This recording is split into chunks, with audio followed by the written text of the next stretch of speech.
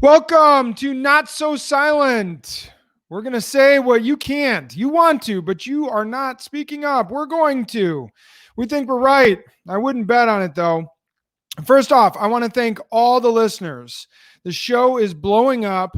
It's awesome. I love the feedback and all the comments. I thank you so much for everyone who's been posting and going to our website, notsosilent.com, and signing up for our communication portal.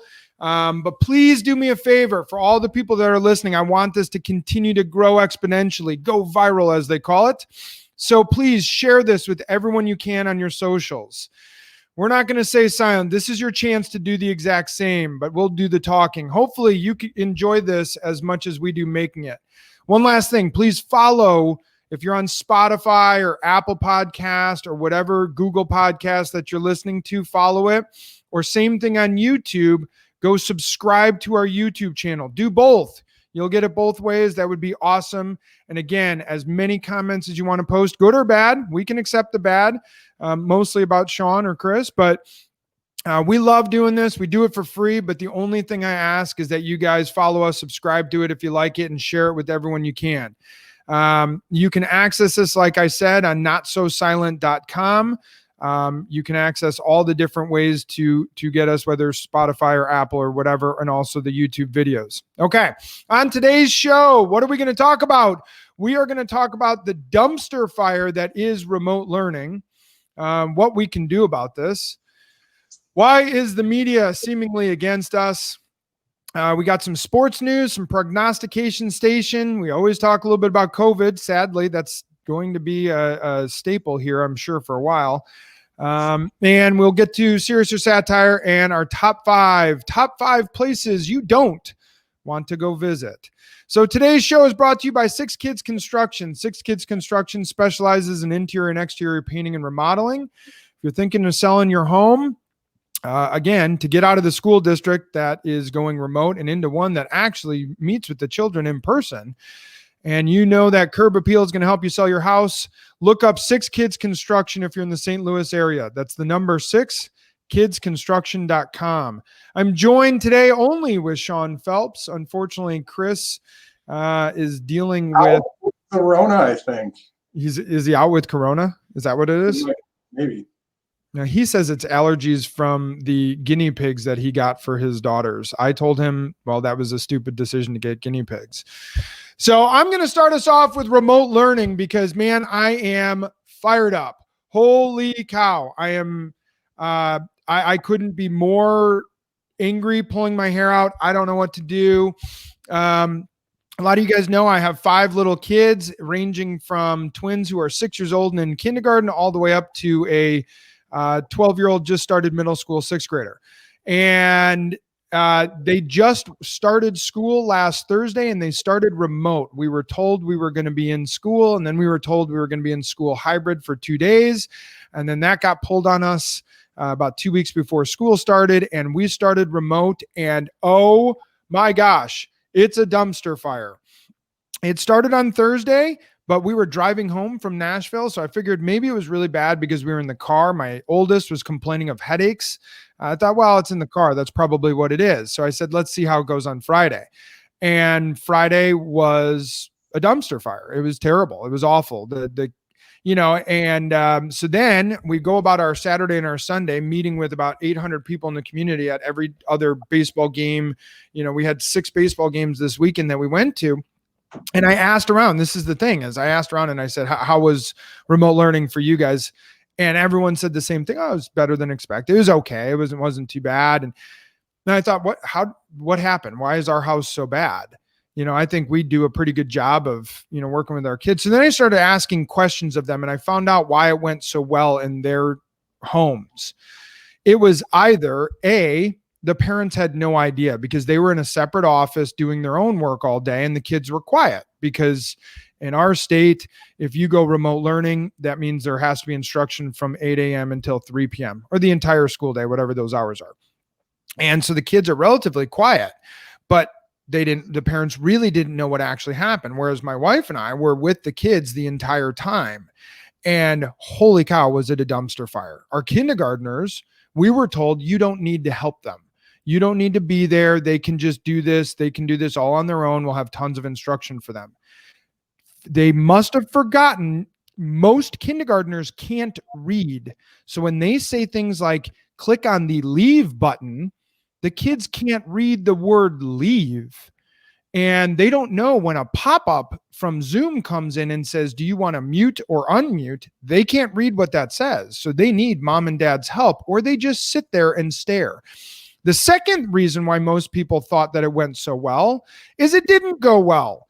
They just were lying to themselves as I asked more questions, and they started to explain to me, well, yeah, it went really, really well. Oh, cool. So how was this kid? How was this kid? Well, she was crying, and the other kid has anxiety and was freaking out when he couldn't get into certain classes of his. Oh, that sounds like it went really well. One kid freaking out and the other one crying. No, that sounds like you guys had a glorious experience with remote learning. So this was our experience. And now here's the only bit of good news is, you know how we've said quite a bit on this show that it's all teacher driven? The teachers are getting furious and frustrated. We know a lot of teachers, whether it's through coaches of our youth sports, our teachers, neighbors, our teachers, friends, our teachers, and they're furious. One teacher said yesterday to us that she had the worst day in her teaching career was yesterday. And now even the teachers are starting to get frustrated, and they're going, just put the kids in school. I'll deal with the school part of it. So will the administration even care? I mean, Sean, you haven't started yet. I know. When do you start your schools? We start next Tuesday, which is awesome because we were going to start August 12th. And then we got pushed back to the 17th. So actually, let me go through the whole timeline. So we have not been back in school since March 13th. That was the last day of school. We had spring break. And then Laura Kelly, the governor in Kansas, came out with the first state in the whole country to cancel class for the rest of the spring because we wanted to put a stop to this thing in the spring so that we could go back in the fall. And then they came out and said, we're going to move our start date from August 17th back to August 12th to get an extra week and catch up on the time we lost in the spring. So that was the original plan. We didn't hear anything all summer. You guys heard me on some of the other episodes going, I have no idea what's going on. They won't tell us. We have no information. And then right before we were supposed to start, they said we're going back to August 17th. Right before that, they said we're going to push it back to after Labor Day. And the reason was because we want to be able to start in person. We really think the start of the year in person would be a lot better. And we can't start in person right now. We'd have to start remotely if we started right now. So we're going to push it back to like after Labor Day. So whatever, September 8th and September 6th, 6th, 7th, and 8th for each of our kids in a different day starting. And then they came out and said, oh, glad we waited. We're going to start remote anyways. So, so we pushed it back a month and it didn't do any good. Yeah. I mean, a month later, we just still, we were going on a month. Yeah. So we should have been 3 weeks into school today. If we went with the original August 12th start date, even if it was remote learning, and we won't be starting until next Tuesday. So yeah, a full month extended in order to be able to start in person, but we're not going to go in person. No, that's awesome. And here's really what made the decision for me. And again, my wife and we're getting out of the state because we can't even take this anymore watching this. But what really set me over the edge was, and again, I have 5 kids. The kindergartners, I think, set my wife over the edge because it's obnoxious watching this because they have no idea. They're sitting on iPads and they're like excited about school, and school is now in the dining room and in the kitchen. It's a complete joke. By the way, though, my girls asked me what they were supposed to do for gym class. They have PE, gym class. They have gym class on Zoom, which is awesome. And I did get an email today from the school that my oldest has skipped gym every day, which we told him was fine because, well, he's super active and we work out at home and stuff. So, but they're luckily very concerned that my son is missing gym class on Zoom, which is outrageous. But so what really set me over the edge is my old Zumba. No, they like literally sit in their chairs and do stretches. And, and again, I know some gym teachers and they're trying. They even one gym teacher I talked to said like Gym class is the refuge of school. You're sitting in desks all day. That's the chance to get up and be active for 30, 40 minutes, then go back to 2-3 more hours sitting in class. And now they're sitting behind a computer, and then they're sitting there longer during gym class. So he just does. If we're looking for a silver lining from all this COVID stuff, gym teachers are trying for the first time in their lives. They tried. Yes. So they didn't try when they were in school, but now they're that's why they're gym teachers. Sorry, gym teachers that I know. So my oldest, he's a lot like I am, right? So he's a prick. He's opinionated, he's loud, he's probably bossy, controlling, and all that in our house. And I love him to death. And we love his, and I yell at him all the time and everything else. All of a sudden, he's been on this remote learning, and he is a shadow of his old self. It's like that's what set me over the edge, is him. Watching him turn into go into a shell and almost have he doesn't say I asked him, I said, "Are you bummed out? Are you in a bad mood?" He was going to a friend's birthday party that night. It was Friday night. He's like, "No, I'm fine." It was taking him to baseball practice, which should be exciting for him. And it was almost like he didn't want to go. And it's because he sat and stared at a screen being lectured to for 8 hours. Anyone who's been in corporate America has had to sit through an 8-hour training course. And even us, remember, we're adults and we're sitting on our phones, we're texting our friends. You and I, Sean, we've done this, and we've done in our meetings, sometimes even in-person meetings are boring. So we'll do mock fantasy drafts while the meeting's going on to keep our brains moving. So imagine. I need to figure out, I need to do a fantasy draft at some point. I totally forgot to do those, and it's September. Well, we'll get on to that. I'm done with fantasy for the year, but it's one of those things that you can't take sitting and staring at a screen being lectured to for 8 hours when you're a kid, especially because these devices that they're given from the school, they can't be communicating with their friends directly. They can't. So they just sit there like zombies. So then after 8 hours of it, by 3:00, they're just dead. And they just want to sit on the couch, and you're like, go shoot hoops. And they just want to sit there because they're tired, they're drained, their brain is just exhausted. And the crazy part is they didn't learn anything. The first 30 minutes was introductions and here's how you find all the Zoom, and here's how you use Schoolology or all the different platforms that they're using, Zoom, and here's how you log in, log out. And they spend all this time teaching them how to log in, log out, mute yourself, don't mute yourself, everything else. I mean, it's outrageous. The mental health issues are our greatest threat. I've been saying it forever. And actually you're starting to see it with suicide rates. We have already passed the amount of suicides in Cook County, where I live, than we had all of last year. They're saying they will likely double this year. And same with opioid overdoses.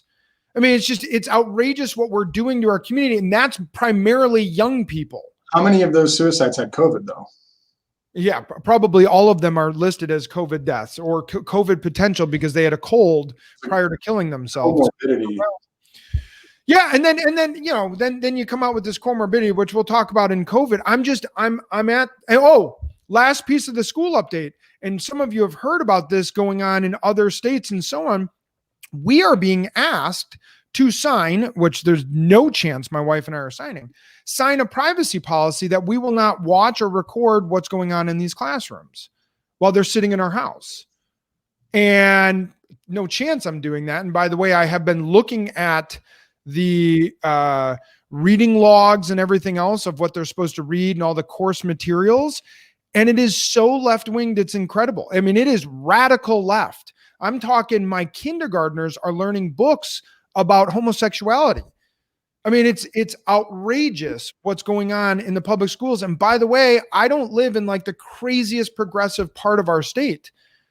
This is relatively, your mainstream, middle of the road kind of community. I don't even know where to begin, but I am so beside myself with the school. Your schools are this way the whole year, right? Or the fall? When are they going to change it? So they came out and said it looked like it was going to be at least all fall originally. And then 2 days into remote learning, as much as they say we got so much positive feedback. 2 days in, we got an email from the district superintendent saying September 14th, they're going to let us know if we will be what the plan is for October. So right now we don't even know the plan for October.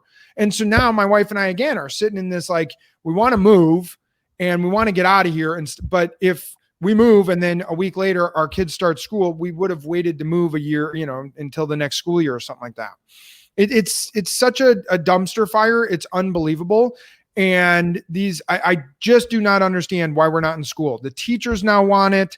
The students dramatically want it. The parents want it. It was such a simple plan. And I think it was in the first or second episode, I said, it's really simple. Take all the teachers, ask them who wants to do the remote learning, who wants to do in person, get anyone who's got serious reasons to opt out, do the remote learning. Everyone else goes in school. Children do the same. And the children who want to do the online version, that's great. And as long as it's not crazy outbreak seasons, get them in school for those who want to be in school. This was a simple plan, could have been done district by district or even school by school. I would have done it for them for free. And instead, they shut the whole thing down. Everyone's pissed off. Remote learning sucks. Kids aren't learning anything. Kids' mental health is being, destroyed. The teachers are furious. They have more work. It's not working. End this. End this now. Someone needs to stand up and end this and stop making this political. This isn't a politically charged thing. Get the kids in school before you destroy a generation. There, I'm off my soapbox. Sean, you want to start with our COVID update?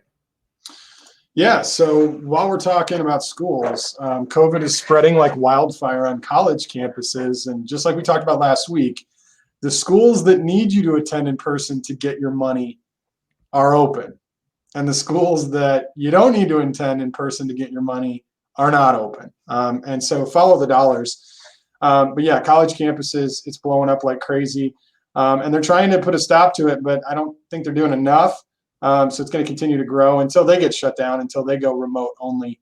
They're probably far enough, but I recently read that they're waiting until the last ad drop dates. So most schools have that, if you drop a class in the first 3 weeks, you don't have to pay, and you're let out of that, and it's not on your transcript.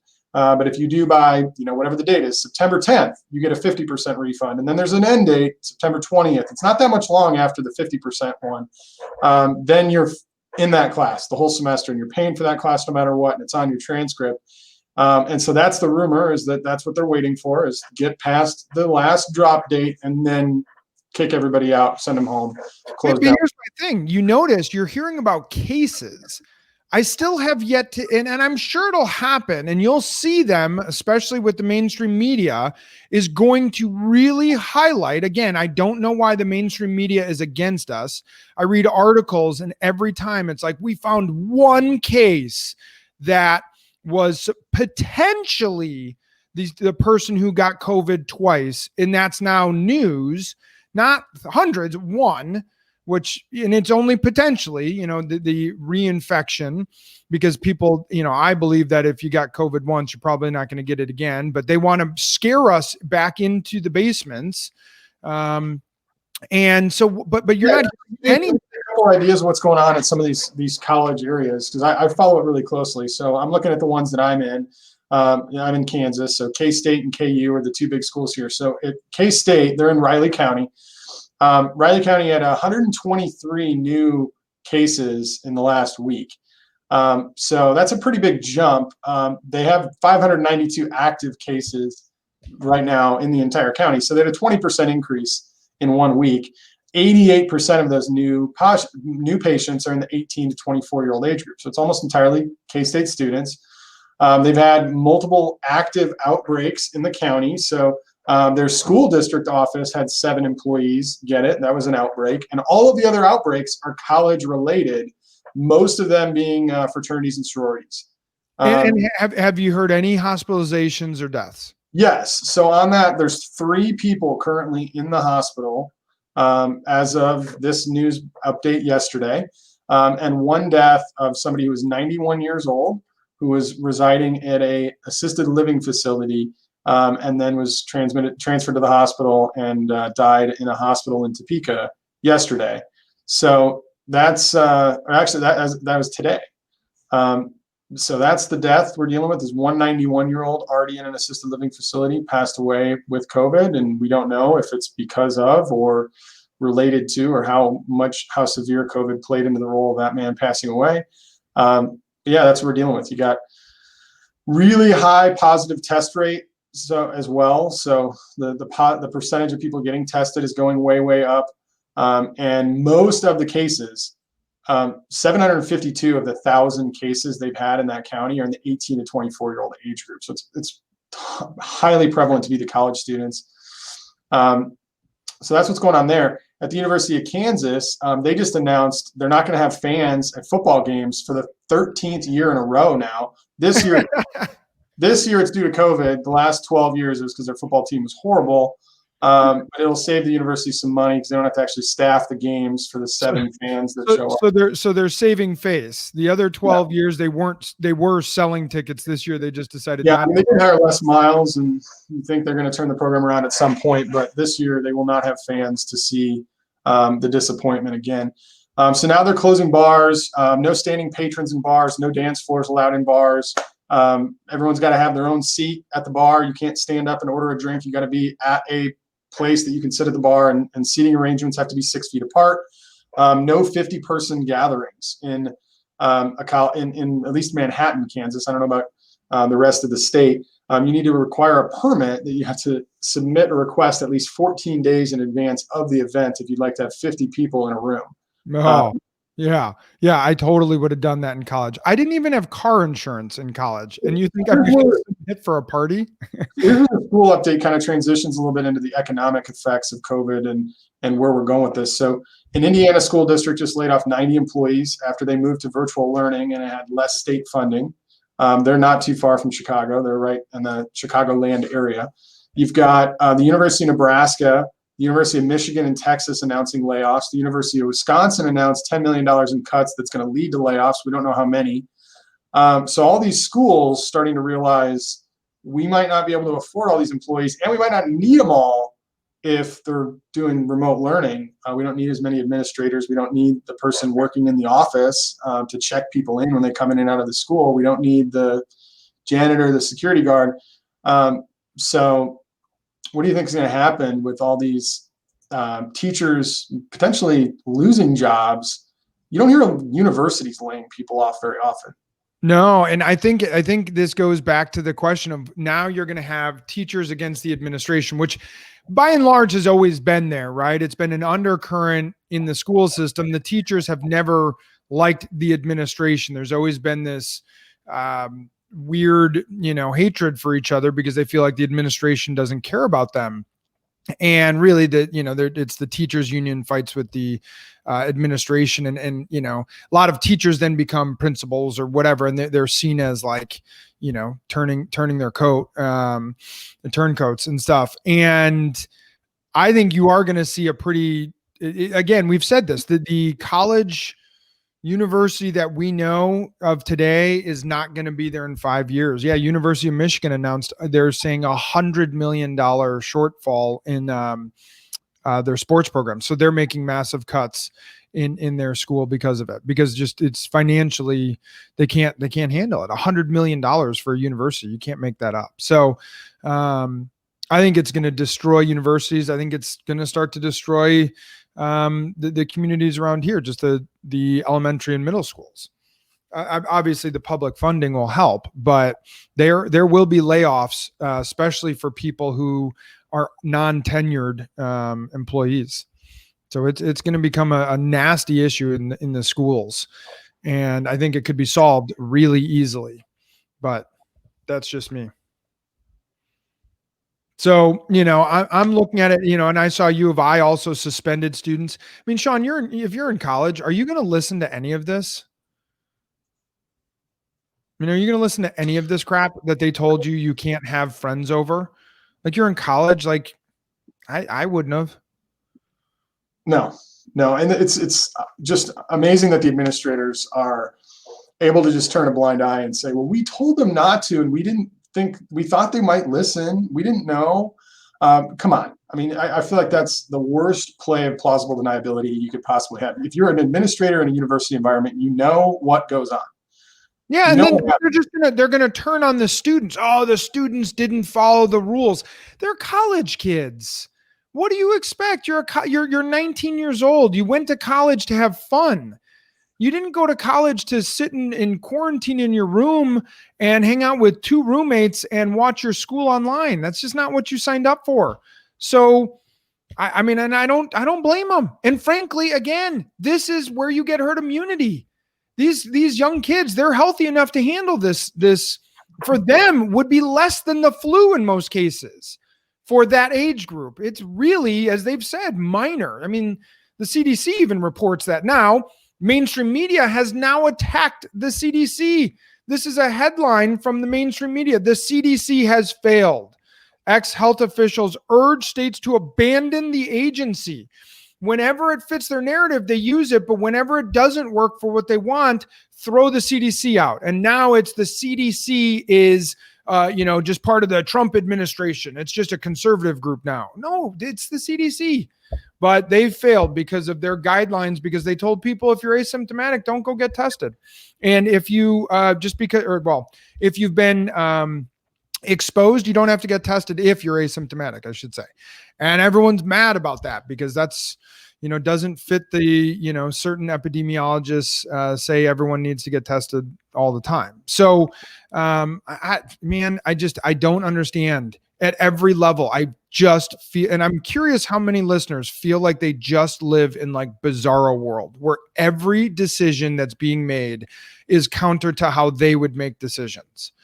I just feel I want to know that I'm not alone, that it just feels like everything is backwards. Yeah, I'm ready for it to be over. I would be all for it. Let's just test every person. Next week, next Tuesday, everybody's getting tested. Yeah, I'm okay with that. And if you're good, you're good, and we'll go back to normal. And you can go to the football game this weekend. So question, do I have to get tested again? Because I just got my test results today. I am negative. And I had no symptoms. I had to do it because I have scheduled my first ever colonoscopy on Friday, which I'm really excited about. I just coughed in your general direction. And Chris, who might have COVID, has sent you emails today. So it's possible that you've... Yeah.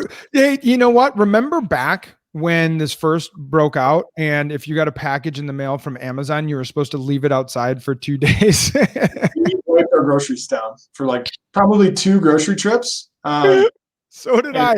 Clorox wipes. We wiped all the groceries down just to make sure there was no anthrax on our Cinnamon Toast Crunch. Right. So did I. I did that, and we were over it. My wife and I were over this earlier than almost anyone. Come about April, we were just past it and just kind of moved on.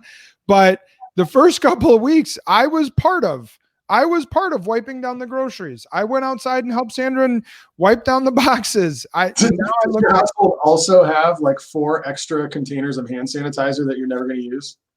This is the hand sanitizer that my mother-in-law made because there was none to go buy. So she did you get that on the black market? Holy cow, you smuggled that during. This is the hand sanitizer. Just to give you an idea, this tiny little 3-ounce bottle of hand sanitizer that I have. This is how much I have used since March. So I got over it real quick. Did you put that in a speakeasy? Yeah, right. No, my mother-in-law made it because remember when everyone stockpiled, toilet paper and hand sanitizer, you couldn't find it. She made a large batch of moonshine hand sanitizer, and that's what I was using. It's great. We got extras. Sandra had one too. We would just get whatever they had at the grocery store when they finally had it, and it was horrible. I mean, it burned. It smelled horrible. We got some bad batches. I know, 300 people died from that, but no one talks about that. They all talk about the 91-year-old who died from COVID. All right, let's get into sports updates. So the NFL announced that helmets, now the helmets can have the names of the victims in police shootings. How do you feel about that, Sean? You and Chris always want to get me worked up about the social justice stuff in sports, and I just don't care. I mean, if they want to put a if they want to be NASCAR and put company-sponsored patches all over, if you want to give the highest bidding fan the right to rename the player and put a different number on them, I really don't care. See, this is proof again that you're racist. Now you're buying people. The highest bidder gets to take over the person's name. Really? Really? In a predominantly African-American league? I mean, And you want obviously the people money to would bid? go to Funding Antifa and stuff, but we'd at least pay to bus some protesters somewhere if they needed to get somewhere. I'm I just just don't care. I really don't. I mean, I'll still watch it just to see what it's like. Now, I don't know if I'll be interested in it. That's what I'm really not sure about yet. Is am I going to be interested in football this fall? I'm going to check it out, but man, I tried to check out baseball. When we talked about the 60-game season, I was like, oh, I'm going to watch every game. As soon as there was finally a sport, and I watched like 3 innings of baseball. I'm like, nope, can't do it. I can't watch an entire baseball game. See, for as much as I was mad at baseball with some of the stuff they did, I'm watching baseball. I refuse to watch basketball, and I won't watch the NFL. And in fact, this is the first year I'm not going to be in a fantasy football league because I don't want to be invested in a league that I can't watch, and I'm not sure how they're going to handle things. I hope they do it like baseball, but I know they won't. They're gonna follow the basketball plan. And the sad thing is, I think it's gonna crush them. Yeah, I mean, if we're being honest about how we really feel, I think you should admit that you are not playing fantasy football because of your skill level at fantasy football. My skill level, I won the league last year, so I'm going out on top. It's like Tom Brady retiring after his 6th Super Bowl victory. That's what I'm doing. I'm the best fantasy football player, and you know it because I've beaten you twice now. I've won the championship. So moving on. The owner should sell the team. So moving on. Actually, I should sell my team. The Big Ten they are also a dumpster fire. Holy cow, have they caused themselves problems? They got sued. They did get sued, and they had to release the vote by the school presidents. And it was 11-3 in favor of shutting down. The 3 schools that voted to keep it open were Iowa, Nebraska, and Ohio State. No shock. I mean, the 3 that you knew didn't want it. Correct. But I mean, 11-3. And now the good news is some of the presidents of those universities have had to come out and explain why they didn't want it while these other ones are going on. But here's the best part is the Big Ten, we can't do it. It's so dangerous. These other ones are going off. In fact, NCAA football started. I don't know if you saw it. Central Arkansas versus Austin Peay last week started. The college football season started on a 75-yard touchdown play, which was pretty cool. I know it's not big name schools, but it did get started, and you're going to, I'm sure it's going to be messy, and there's going to be a school that's going to have to forfeit a game and all that kind of stuff, but I still think they should be playing. And now the Big Ten is now starting to walk back things and say they might start in October or November. They're looking at like Thanksgiving timing, which I think is really convenient because it also lines up with NCAA basketball might start in November. And what is going to be over with come mid-November, Sean? College. And the election. Yeah. Interesting. Okay. So now all of a sudden the disease won't be as big a threat during flu season as long as the election is over with. And that's when they might start.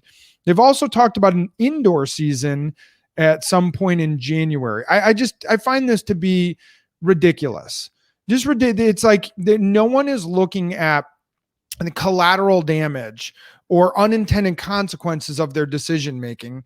And unless they're getting called out, like, hey, having guys slam their heads up against each other for 2 seasons in 1 calendar year might be really bad too. Probably even worse than having exposure to COVID for people who are healthy at that age. Dream, Taylor. If Biden were to win the election, my dream is that one of the first things he does to bring the country together is John Madden comes out of retirement and Joe and John announce a college football game or a professional football game together in the booth to bring this country together. Why? Because you'd have 2 senile people in the booth? That would be amazing. Can you imagine him announcing a game? Oh, looks like the guy with they're throwing the ball. There's a down thing with the yards. There's points on the team. Goal! Come on, man. All right. And how about the WNBA? The woke WNBA league wore Jacob Blake's names on their jersey. They spelled out Jacob Blake's names to start the game. Did you see that? Did see that. Well, no, I didn't see that actually. That's the WNBA. Why am I pretending? I don't think anyone else saw it. I did not see that. I did see right after our last episode, the NBA players, starting with the Milwaukee Bucks, boycotting or protesting by not playing. Oh, I got over real quick. It feels like that happened last month. We're only a week removed from that. There was a couple days, and then they went back to playing, and nobody really noticed that they stopped or started. It was really exciting last Wednesday night. Just, oh my gosh, what's going on?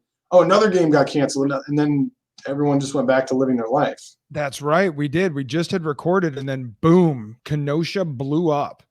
Yeah, everybody said, "Oh, well, the NBA's not on. What's on TV tonight? Oh, the RNC. I guess I'll check that out instead." Yeah, right. I think it improved the RNC's ratings, but the WNBA, I found this to be just hypocrisy at its best. They clearly didn't look into the case at all, and many people have not.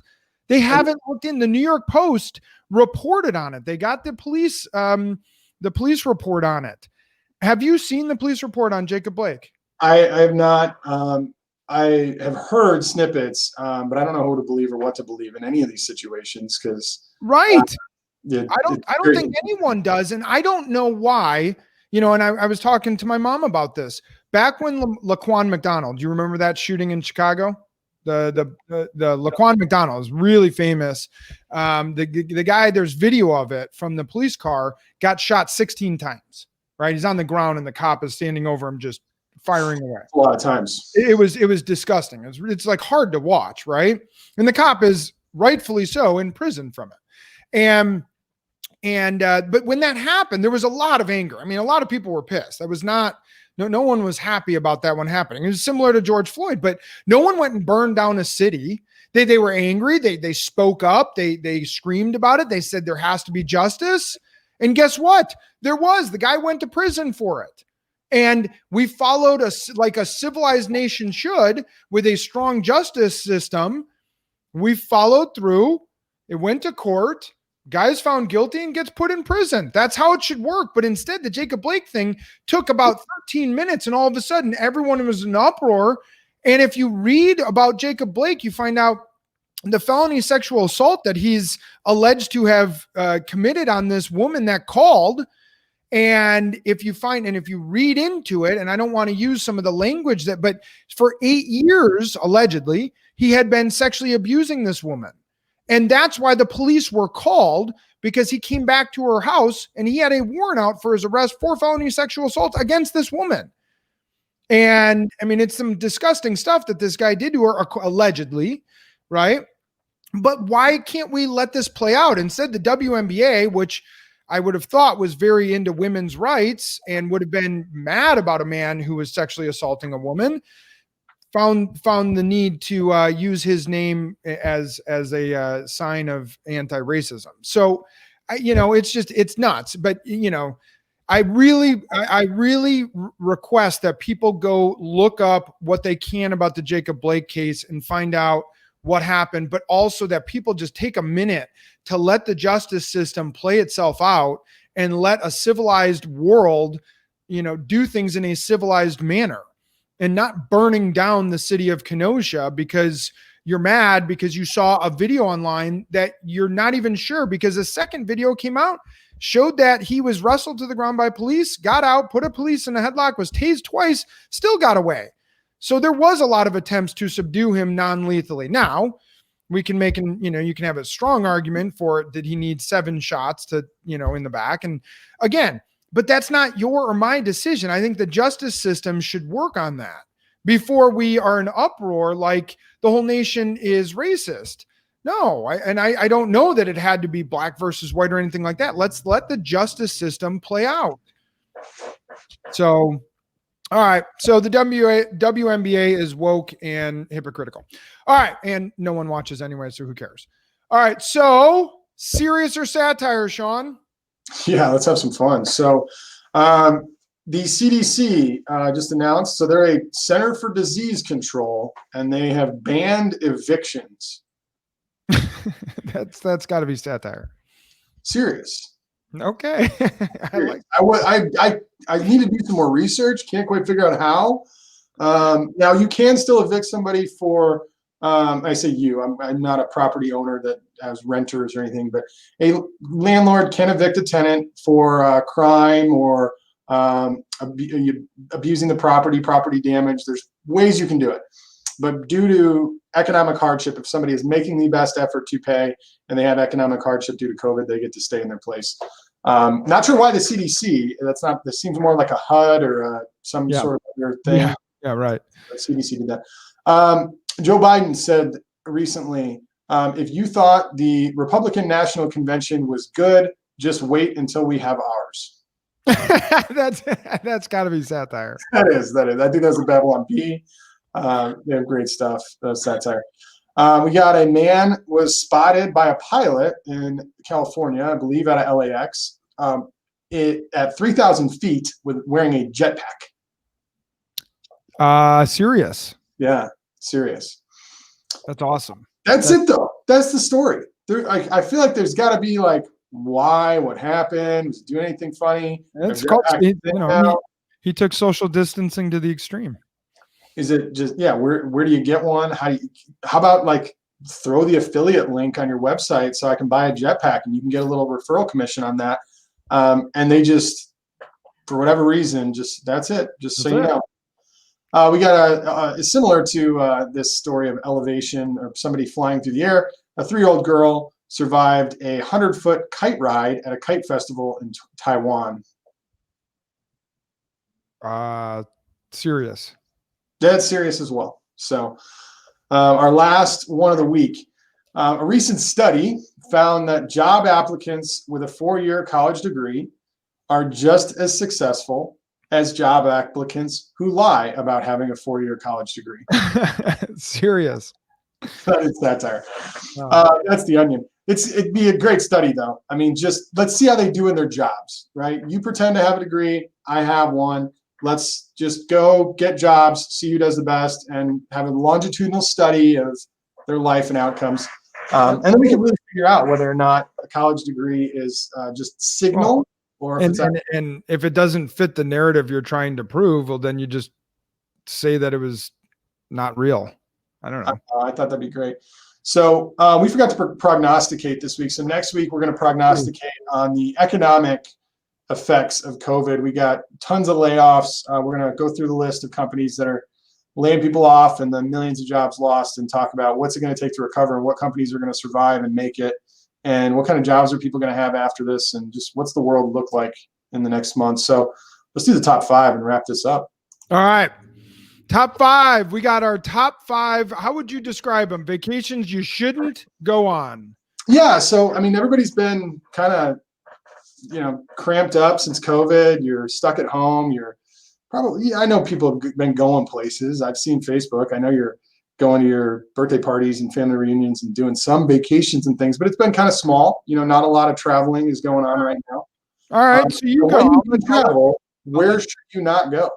I'll let you go. What's your number 5? My number 5, and I'm speaking from personal experience on all of mine. These are all places that I've been that I would not recommend for a vacation. So as a child, my family went on a camping trip and it started raining and we didn't have anything good to do. And so we just packed up and drove to the Mall of America. And we went to the Mall of America as a vacation. I would not recommend it. It is just a large mall. Your family is so lame.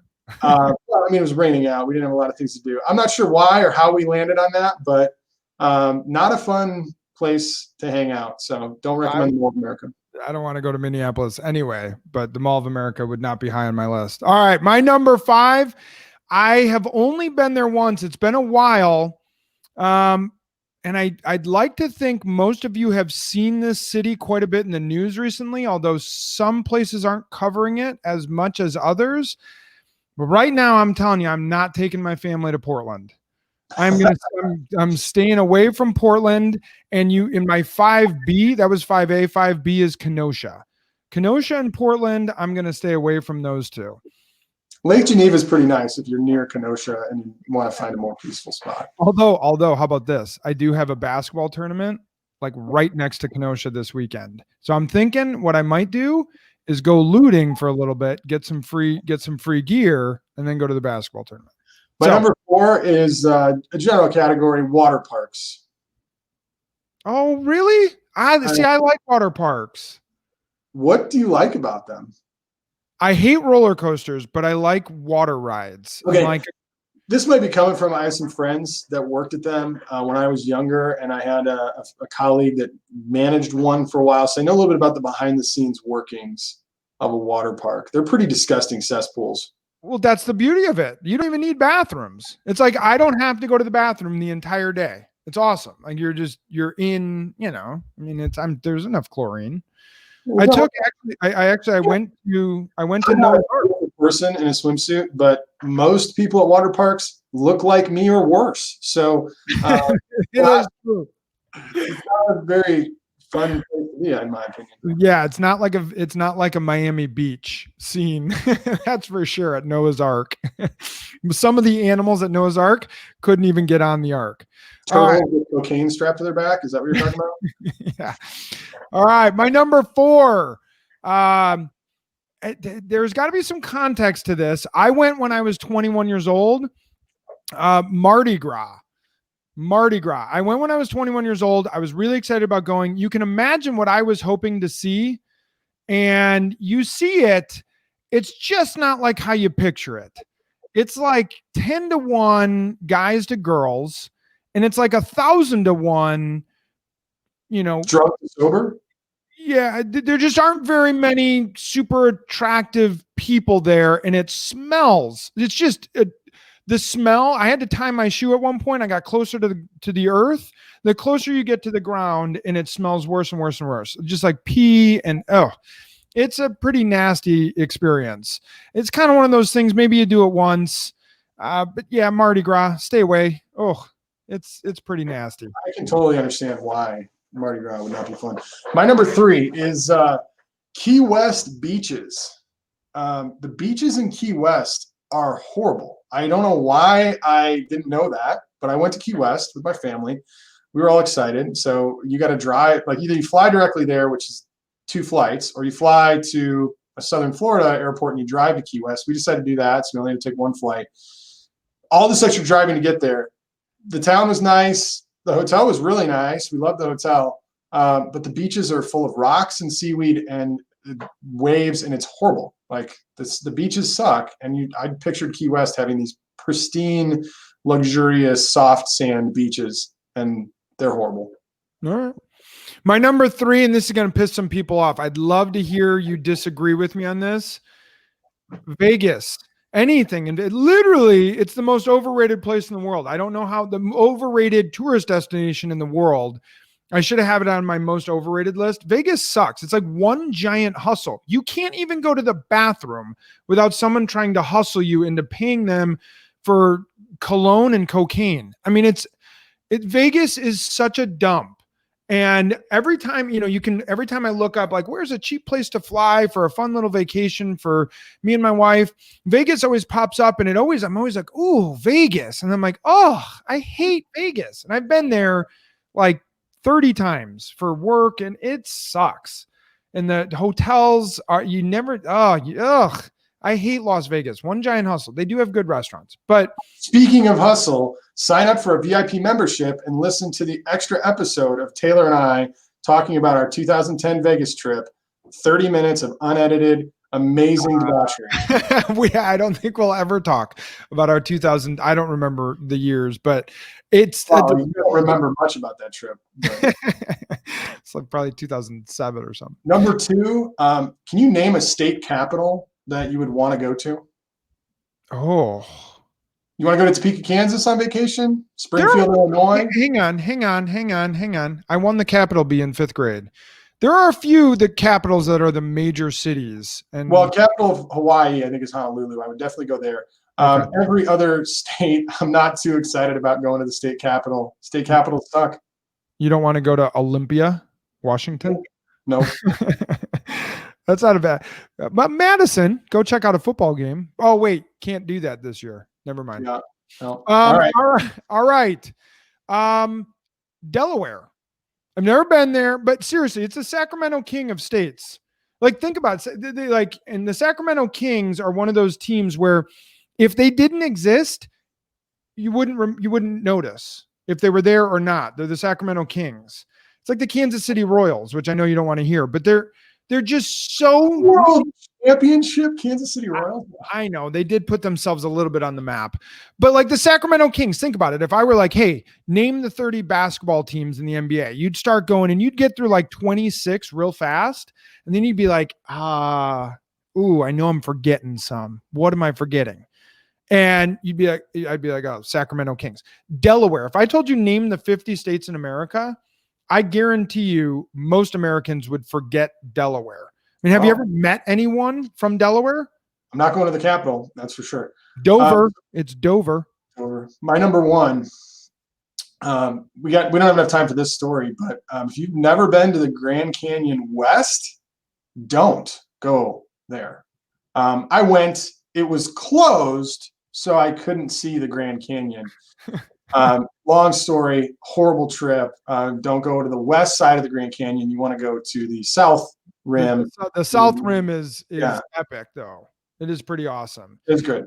And my number one, unfortunately, you can't go there anymore. It is no longer a country that you can go to inside the United States, but I really wanted to take my family this summer to Chaz for a nice summer vacation with no government and just some heavy artillery that you had to make sure you could get inside. But it seemed like a very nice place. 6 blocks of heaven is what I called it.